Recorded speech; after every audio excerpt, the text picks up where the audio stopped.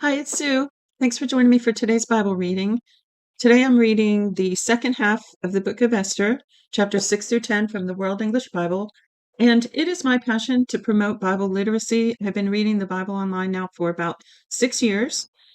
And I believe that people do not know how life-changing this practice can be. More importantly, I want them to know the God of the Bible in truth, not according to all the rumors and hearsay about him, but who he really is. And you get that from the Bible. People make a lot of assumptions about God and his word because they've never read it all the way through. Even many who call themselves Christians and churchgoers have never read their Bible all the way through, and therefore their sense of God is distorted. Their sense of who he is and what the Bible's all about is distorted. Because until you read it all the way through over and over, you really don't have any idea how remarkable it is. Um, there are stigmas attached to the Bible out in society. It's because they don't understand what it is. They don't know. And people really should read it for themselves before they talk about it. And read it with the Holy Spirit. Read it with his help. It's designed so that God can show us his word. He's a teacher. He's the master teacher, and he wants to help us. In fact, I couldn't even understand the Bible at all until I gave my heart to the Lord, and it's like scales came off my eyes and I suddenly could read it. I was even listening to a guest speaker here locally a couple years ago, and he said, just out of the blue, he said, I don't even think I've ever read it all the way through.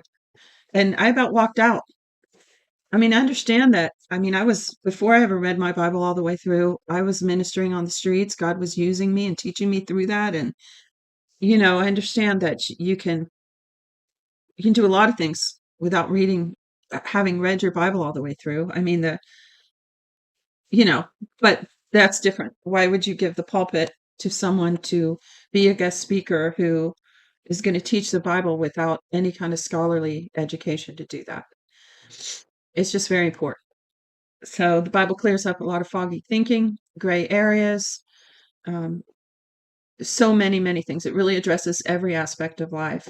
It provides a comprehensive worldview. It engenders a stable disposition, peace, and hope. Who doesn't need that? So if you enjoyed this broadcast, would you share it with a friend who could use it? And also comment and let me know you're here, or even email me and request your free 1-year Bible while you're at it if you'd like one of them. So let's get to our reading here. Esther chapter 6, verse 1. On that night, the king couldn't sleep. He commanded the book of records of the Chronicles to be brought, and they were read to the king. It was found written that Mordecai had told of Bigthana and Teresh, two of the king's eunuchs, who were doorkeepers, who had tried to lay hands on the king Ahasuerus. The king said, "What honor and dignity has been given to Mordecai for this?" Now, remember yesterday, or if you didn't hear it,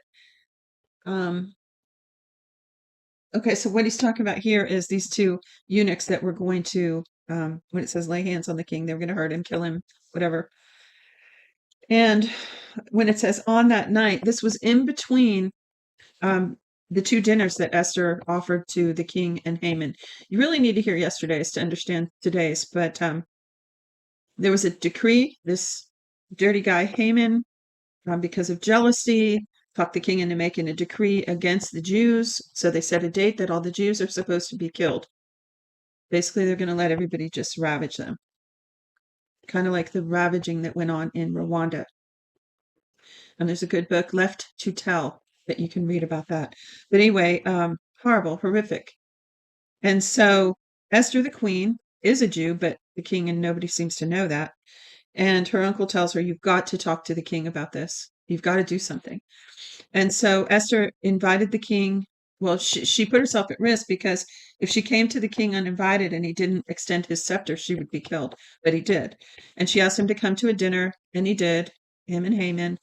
And then at the dinner, she asked him to come again the next night to another banquet she would make for him. And he agreed. So from what I can see, today's reading is in between. It's on the night after the banquet. So he happened to be reading through the history records and wanted to know what had been, what honor and dignity had been given to Mordecai, Esther's uncle, to honor him for saving the king's life. Now, see, the antagonist, Haman, who's jealous of Mordecai because Mordecai wouldn't bow to him and act him like he was all that. Um, Haman wants to kill Mordecai, but here's God intervening now.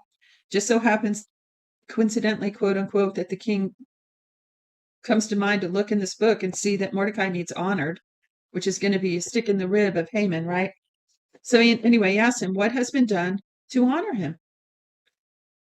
Then the king's servants who attended him said, nothing has been done for him.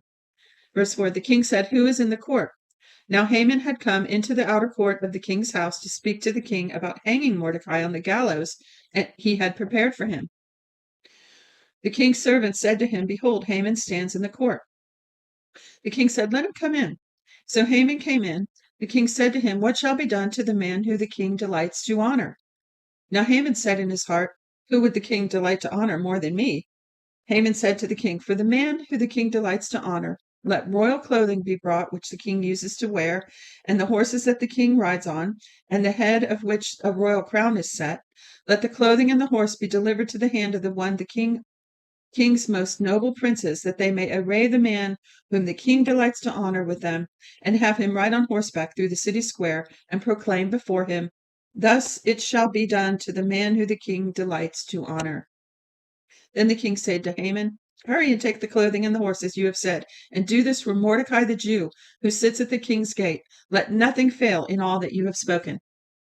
Then Haman took the clothing and the horse, and arrayed Mordecai, and had him ride through the city square, and proclaimed before him, thus it shall be done to the man whom the king delights to honor. Mordecai came back to the king's gate, but Haman hurried to his house, mourning and having his head covered. Haman recounted to Zeresh his wife and all his friends everything that had happened to him. Then his wise men and Zeresh his wife said to him, yeah, wise men, yeah, right. I'm sure it was more like the foolish men, his friends. But anyway, they said to him, if Mordecai, before whom you have begun to fall, is of Jewish descent, you will not prevail against him, but you will surely fall before him. So they understood that God, the God of the Jews, was nobody to mess with. But apparently Haman didn't know that yet, but he's about to find out. So they said, you'll surely fall before him. While they were yet talking with him, the king's eunuchs came and hurried to bring Haman to the banquet that Esther had prepared. So the king and Haman came to the banquet with Esther the queen. The king said again to Esther on the second day at the banquet of wine, what is your petition, Queen Esther? It shall be granted you. What is your request? Even to the half of the kingdom, it shall be performed. Then Esther the queen answered, if I have found favor in your sight, O king, and if it pleases the king, let my life be given me at my petition and my people at my request. For we are sold, I and my people, to be destroyed, to be slain, and to perish. But if we had been sold for male and female slaves, I would have held my peace, although the adversary could not have compensated for the king's loss. Then King Ahasuerus said to Esther the queen, who is he, and where is he who dared presume in his heart to do so? Esther said, an adversary and an enemy, even this wicked Haman. Then Haman was afraid before the king and the queen.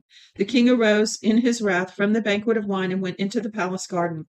Haman stood up to make request for his life to Esther the queen, for he saw that there was evil determined against him by the king.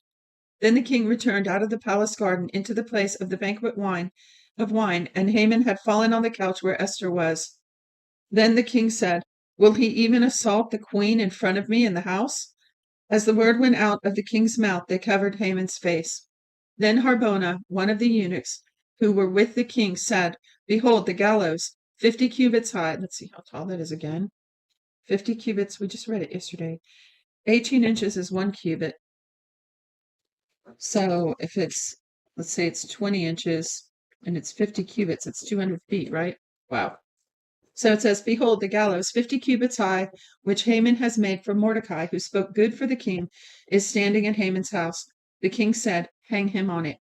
So they hanged Haman on the gallows that he had prepared for Mordecai. Then the king's wrath was pacified. Now, I don't remember now. I've read so many different versions. I mean, almost 40 years of this. So I thought I remembered, though, that he was impaled, not a gallows, right? Gallows is beheading, right? So you have yeah. So I don't know. I don't know if you know about that, put it in the comments. Maybe it says that in a different version or I don't know, some of the translations, I don't think use proper vocabulary when they translate them. But anyway, you have to look up the root word. For those that are new Bible, you have to look up, a good way is to look up the Strong's Concordance, Hebrew for the Old Testament, Greek generally for the New, and yeah, look up the actual word, and it'll give you a better idea of the meaning usually. All right, so it said, on that day, King Ahasuerus gave the house of Haman, the Jews' enemy, to Esther the queen. Mordecai came before the king, for Esther had told what he was to her. The king took off his ring, which he had taken from Haman, and gave it to Mordecai. Esther set Mordecai over the house of Haman.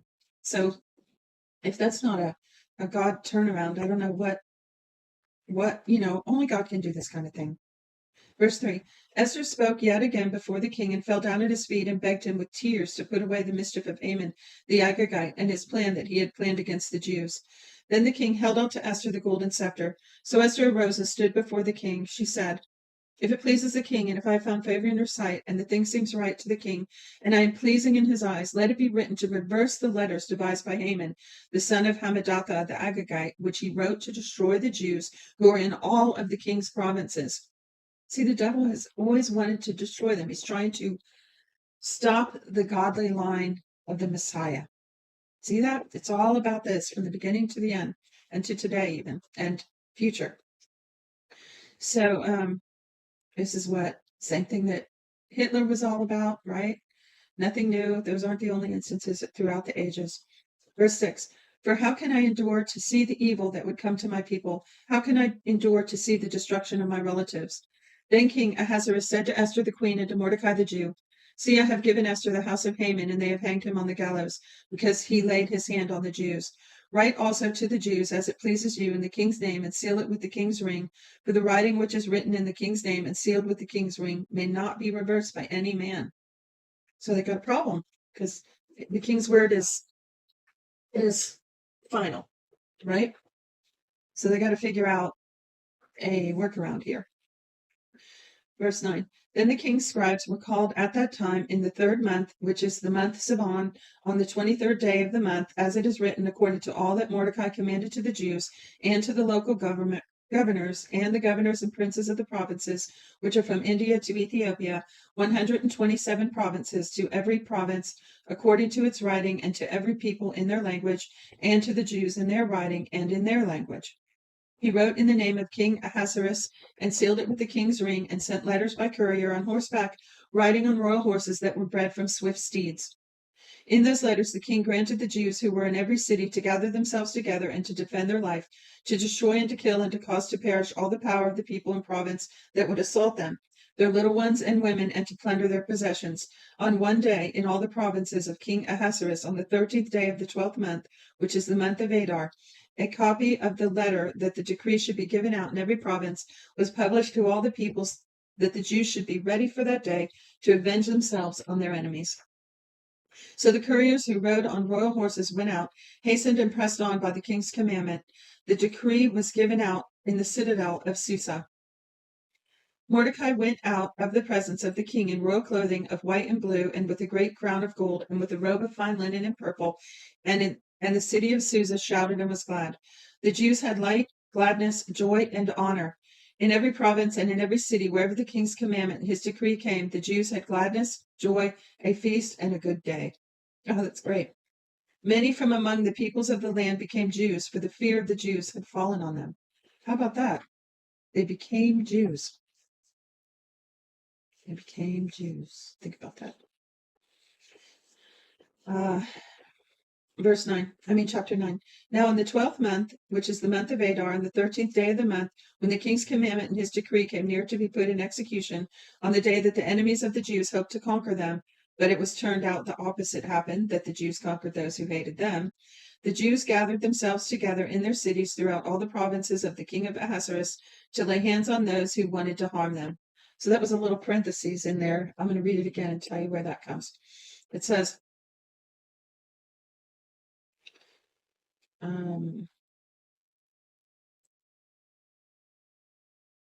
on the day that the enemies of the Jews hoped to conquer them, parentheses, but it was turned out the opposite happened, that the Jews conquered those who hated them, end parentheses. The Jews gathered themselves together in their cities throughout all the provinces of the king Ahasuerus to lay hands on those who wanted to harm them.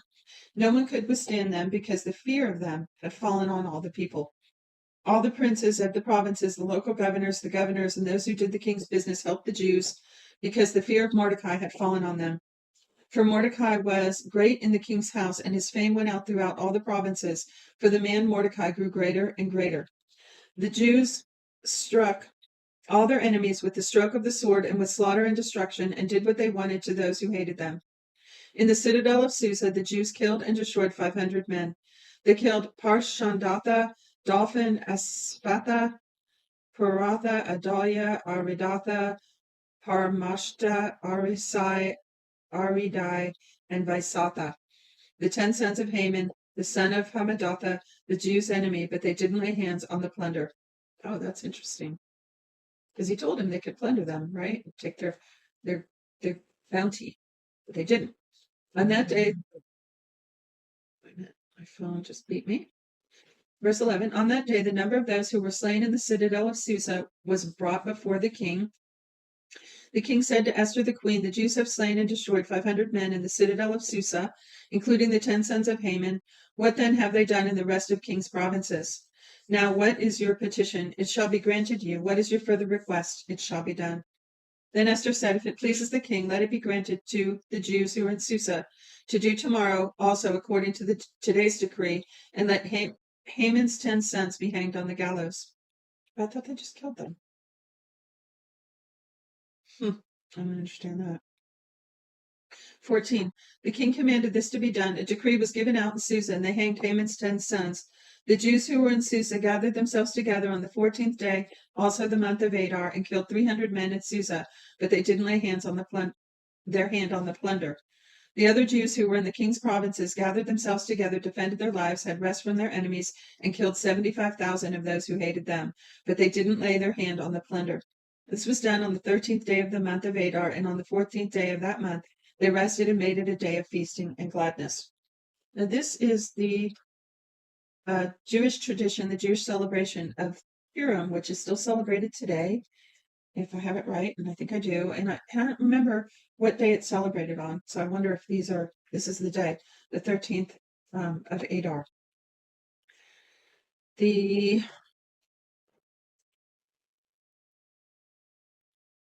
Okay, so I just paused and looked up, and the Feast of Purim is on Adar 13th, which is usually in March, I think. So there you have it. So it's celebrated on the day that the slaughter was supposed to be, even to this day. Verse 18. Well, let me back up. It says, so this was done on the 13th day of the month of Adar, and on the 14th day of that month they rested and made it a day of feasting and gladness. But the Jews who were in Susa assembled together on the 13th and the 14th days of the month, and on the 15th day of that month they rested and made it a day of feasting and gladness. Therefore the Jews of the villages who lived in the unwalled towns make the 14th of the month of Adar a day of gladness and feasting, a good day, and a day of sending presents of food to one another. Mordecai wrote these things and sent letters to all the Jews who were in all the provinces of the king Ahasuerus, both near and far, to enjoin them that they should keep the 14th and 15th days of the month Adar yearly, as the days in which the Jews had rest from their enemies, and the month which was turned to them from sorrow to gladness, and from mourning into a good day, that they should make them days of feasting and gladness, and of sending presents of food to one another, and gifts to the needy. The Jews accepted the custom that they had begun, as Mordecai had written to them, because Haman, son of Hamadatha the Agagite, the enemy of all the Jews, had plotted against the Jews to destroy them, and had cast pur, P-U-R, that is the lot, to consume them and to destroy them. But when this became known to the king, he commanded by letters that his wicked plan, which he had planned against the Jews, should return on his own head, and that he and his son should be hanged on the gallows. Therefore they call these days Purim, from the word pure, P-U-R.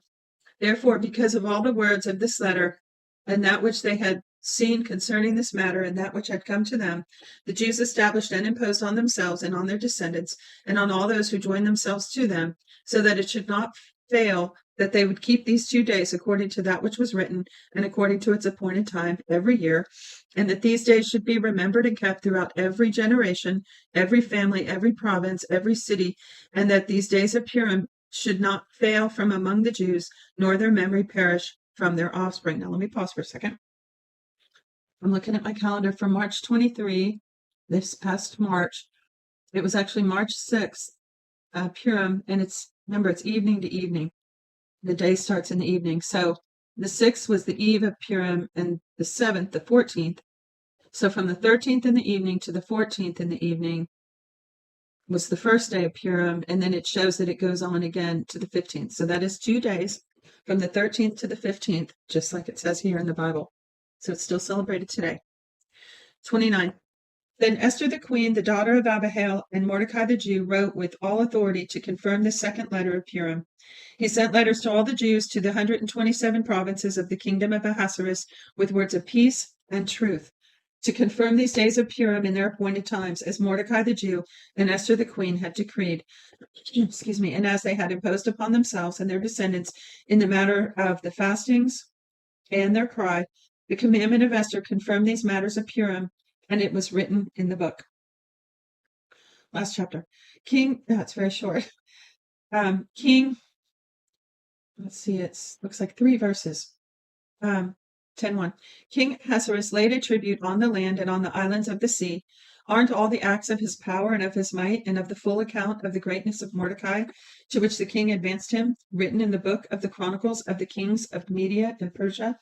For Mordecai the Jew was next to King Ahasuerus, and great among the Jews, and accepted by the multitude of his brothers, seeking the good of his people and speaking peace to all his descendants. That's it for today's reading. I'll see you tomorrow. God bless you.